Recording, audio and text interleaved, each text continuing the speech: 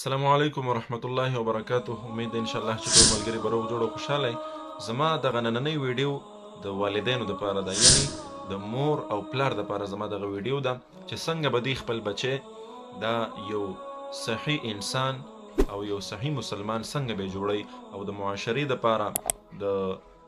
ارد ګرد چې څومره د دې خلک دي، د دې معاشره ده، دوی دپاره به څنګه دی یو بهترین انسان جوړیږي، څنګه به یو کامیاب انسان جوړیږي، څنګه به یو ایماندار، انصاف کوونکی، رښتیا ویونکی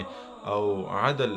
کوونکی انسان به څنګه جوړیږي. نو دغه یو څو خبرې، یو څو پوینټونه درته وایم، دا په خپل عمل کې راولئ، نو انشاءالله ستاسو بچي دا به کامیابیږي او دی به پر اعتماد کیږي، دی به ایمانداره کیږي انشاءالله، او د معاشرې دپاره به یو بهترین، فایدهمند او باکرداره انسان جوړیږي انشاءالله. دغه خبرې نوٹ کړئ او په خپل عمل کې راولئ. که په عمل ستاسو مخکې نه وي نو ډېره ښه خبره ده، که تاسو ته نه معلومې او تاسو د دې خبرو خلاف الټه لګیا نو نن نه پس د دغې خبرو نه به توبه طایب شئ او دا خبرې به په خپله زندګۍ کې راولئ، نو انشاءالله ډېره فایده به درکوي. تاسو دپاره هم ډېر فایدهمند وي او ستاسو د بچو راتلونکي نسل دپاره به هم انشاءالله ډېر فایدهمند وي. د ټولو نه مخکې دا هغه خبرې دي چې د دې نه ځان ساتل پکار دي او د دې الټه چې کم دي هغه لکه څنګه چې دا خبرې زه کومه، په دې کې چې کم کار نه منع کیږي کوشش کوئ چې هغې نه منع شئ، او کم کار چې درته ویل کیږي چې دا کول پکار دي نو هغه انسان وکړي، نو انشاءالله په دې کې هم فایده وي. د ټول نه مخکې کله چې والدین په خپل بچي باندې اعتبار نه کوي، بعضې والدین که نه ماشوم مثال پیسې ورکړي، ورشه سودا راوړه، هغه د هماغو پیسو سودا راوړي او دی راونیسي، نه وایي تا دې کې پیسې وهلي دي او داسې داسې، لکه ډېرې قصې په روزمره زندګۍ کې داسې راځي. خو چې کله په یو ماشوم باندې اعتبار نه کیږي نو دغه ماشوم بیا دوکه زده کوي. ځکه هلته په هغه باندې اعتبار کیږي نه نو دی بیا دوکه ورکول زده کوي. مثال تاسو ورته وویلي چې یاره دومره سودا راوړه، دا پیسې وله دومره سودا راوړه، دی د هغې سودا راوړي، د هغې باوجود ته ورته چې دی کې تا پیسې پټې کړي دي او ته به د باندې اعتماد ونه کړي، نو دی بیا د دغې موقع نه دی یو غلط سبق واخلي او دی دا وګڼي چې یار په ما باندې خو اسم اعتماد نه کیږي، راځه بس دا دوکه کوه. او دوکه بیا تاسو پوهیږئ چې د دغې وړو وړو خبرو نه ماشوم بیا کم ځای ته رسیږي، لکه بوټی وړوکی بیا اخره کې څومره غټ شي، څومره یو غټه ونه ترې جوړه شي، دغه رنګې وړوکی ماشوم وي خو چې کله غټ شي بیا د والدینو د پکړ نه هغه وځي او بیا هغه کم طرف ته ځي، نو هغه تاسو بیا نن سبا معاشره کې کتلی شئ چې څه حالات دي، څومره کریمینل، څومره جرمونه روان دي. دا صرف او صرف د دې وجې نه چې مور او پلار والدین د بچي تربیت هغسې نه کوي څنګه چې پکار دی. د ټول نه مخکې په خپلو بچو باندې اعتماد کوئ، پر اعتماد اوسئ په خپلو بچو باندې، بې اعتمادي پرې مه کوئ ځکه دا هغې دپاره نقصان کوي. دویم نمبر چې کله د یو بچي پسې خندا کیږي، د هغې مذاق وړاول کیږي، نو دغه بچی چې دی دا بیا بزدله کیږي، دی بیا بېزړه شي، ځکه چې خپل والدین د هغه پورې خنداګانې کوي. لکه بعضې تاسو به کتلي یو ماشوم کې څه کمزوري د هغې د وجې نه د دې ماشوم چې کم خپل نوم هغه نوم هم ورته بدل کی، د خندا او د مذاق د وجې نه د دغه نوم بدل کی او دته یو بل نوم اخلي، دې وجې نه دغه ماشوم بزدله شي، دی بیا په یو میدان کې هم نشي کامیابېدی، دی بېزړه ځکه د کم ځای نه چې دته سپورټ میلاویږي، مینه میلاویږي، دغه ځای نه دته نفرت میلاویږي، دته مذاق او خنداګانې میلاویږي، نو په دې وجه دی بیا بزدله شي، دی بیا د معاشرې دپاره څه نشي کولی، د خپل ځان دپاره څه نشي کولی، دی بیا نشي کامیابېدلی. نو د خپلو بچو هېڅکله مذاق مه وړاوئ، د هغې تایید کوئ، د هغې سپورټ کوئ، هغې ته مینه ورکوئ، نو بیا به انشاءالله دغه بچی کامیابیږي، دی به بیا د بزدلۍ نه بچ کیږي. نمبر 3 چې کله په دریم نمبر چې کله د یو ماشوم باندې هر وخت کې تنقید کیږي، چې کم کار کوي بس تا دې ټارګېټ کړی او ته په ده باندې ډایرکټ تنقید کوې، دی بې عزته کوې او ته خبرې اترې کوې په هر کار کې، که دی ښه کار هم وکړي ته دی بې عزته کوې او که دی بد کار هم وکړي ته دی بې عزته کوې، نو په دې سره دا چې دی بیا رد کوونکی یعنی ختم کوونکی جوړ شي، بیا چې هر کاري دی بس ځان ته خلاصوي او بس لرې کوي د مخې نه، هغه هر کاري د زندګۍ. نو هر کله چې ستاسو بچي ښه کار وکړي نو د هغې مکمل تایید کوئ، مکمل تایید یې وکئ او مکمل د هغې سپورټ وکئ، ځان ته یې رانږدې کړه چې بلکل نن د ډېر ښه کار کړی و، آینده هم دغسې ښه کارونه کوه. او کله چې څه غلطي دې وشي یو کار داسې وکړي چې هغه ستا د طبیعت مطابق نه وي، غلط کار وکړي، نو په هغې کې څه کوه، ډایرکټ تنقید مه کوه، رانږدې که پوه یې که چې ګوره دا کار غلط دی، آینده داسې کار ونه کړي او آینده ځان بچ کوه د داسې کارونو نه. نو انشاءالله ستاسو دا بچي به دا خبرې نوټ کړي او آینده به د دغسې غلطیانو نه ځان بچ کوي. ورپسې چې کوم دی په 4 نمبر چې کله یو ماشوم هر وخت کې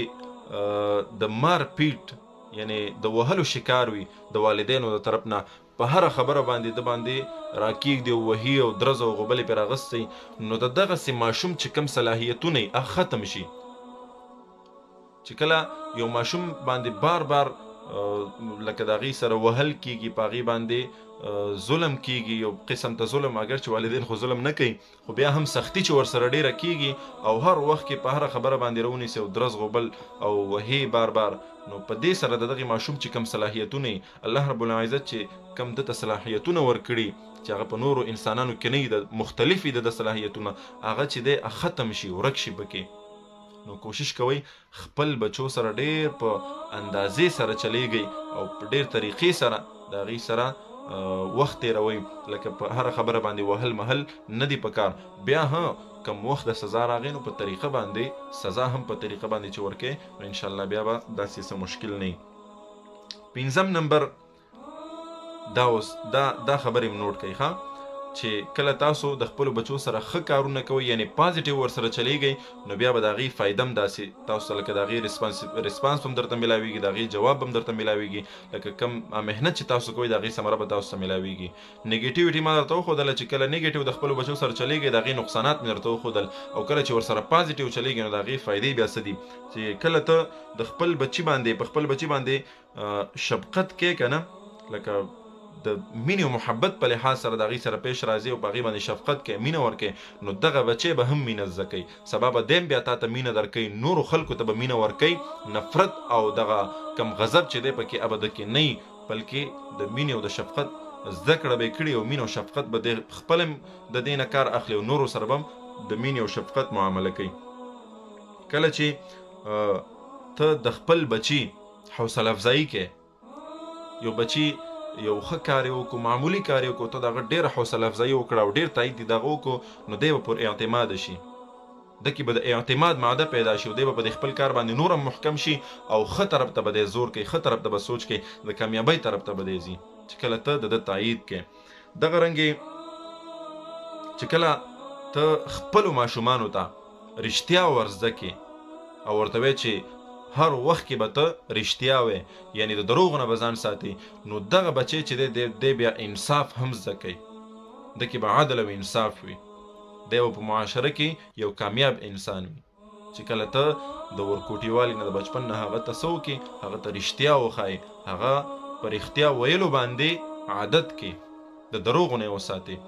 نو دی به انشاءالله بیا انصاف کوونکی. کله چې د یو بچي تعریف کیږي، مثال یو قابلیت او یو کوالټي په ده کې نه شته او ته بیا هم د ده تایید کې چې یاره زما بچی داسې دی تکړه دی او دا واغه په سبق کې تکړه دی، په سکول کې تکړه دی او داسې ښه کارونه کوي، مونځ کوي، اودس کوي، تلاوت کوي، چې کله ته د ده داسې تعریفونه شروع کړې، اگر که دا په هغه کې نه وي یا لږ وي پکې، خو ته بیا هم د ده ډېر تعریف کوې، نو د دې به فایده دا وي چې دا ماشوم چې دی دی به بیا ښه طرف ته سوچ کوي، ځکه هلته په ښو کې چې کله دی ښه کوي د ده تایید کېږي، د ده صفت بیانېږي، د تعریف کېږي، نو دی به په خپله بیا هغه طرف ته سوچ کوي کم طرف ته چې دته ښه کار معلومیږي، یعنی پازیټیو کار، یعنی هغه کار چې په هغه سره د دین دنیا کامیابیږي، دی بیا هغه طرف ته سوچ کوي. نو کوشش وکړئ چې دغه یو څو خبرې په خپله زندګۍ کې راولئ، دا به ستاسو دپاره، ستاسو د بچو راتلونکي نسل دپاره ډېرې فایدهمندې وي. او دا نننۍ ویډیو زما صرف او صرف والدینو دپاره وه، د چا چې بچي دی الله رب العزت بچي ورکړي دي، نو کوشش وکړئ چې په دې خبرو باندې عمل وکړئ. کم کمې کوتاهي مانه شوي نو بالکل زه انسان یم او تجربه مې دومره نه وي، خو بیا هم څه چې تاسو ته بهتره ښکاري زما د خبرو کې چې کومې خبرې تاسو ته ټیک ښکاري په هغې باندې عمل وکړئ او انشاءالله چې دې نه به تاسو ته ډېره فایده میلاویږي. الله رب العزت د عمل کولو توفیق راکړي. السلام علیکم ورحمة الله وبرکاته.